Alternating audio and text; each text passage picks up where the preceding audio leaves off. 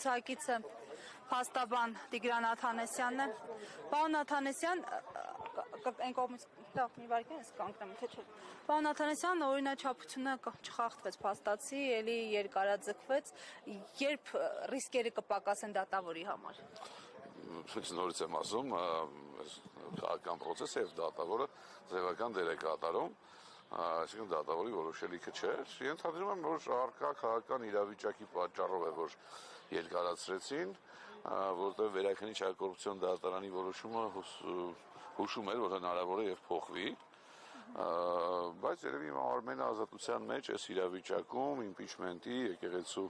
նկատմամբ հարձակման, այս գործընթացներում Արմենի նման ռետորը եւ ուժեղ քաղաքական գործիչը ազատության մեջ այս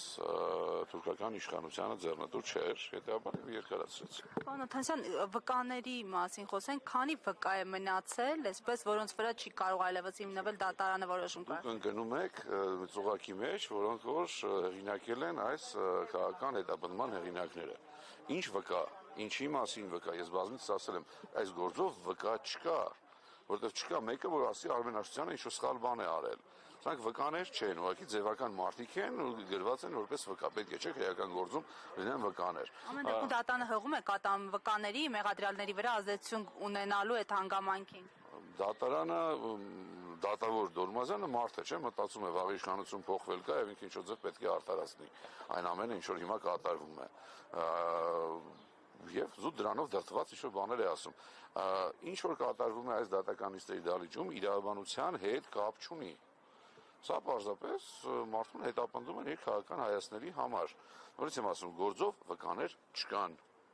որպեսզի ինչ-որ բացատրեմ, թե ինչ վկա, ինչ ոնց եւ մնացած։ Եվ շնորհակալություն, պարոն Աթանեսյան։ 168-ի հարգելի հետևողներ, մեր զրուցակիցը հանրապետական գործիչ, պատիվ ունեմ խմբակցության քարտուղար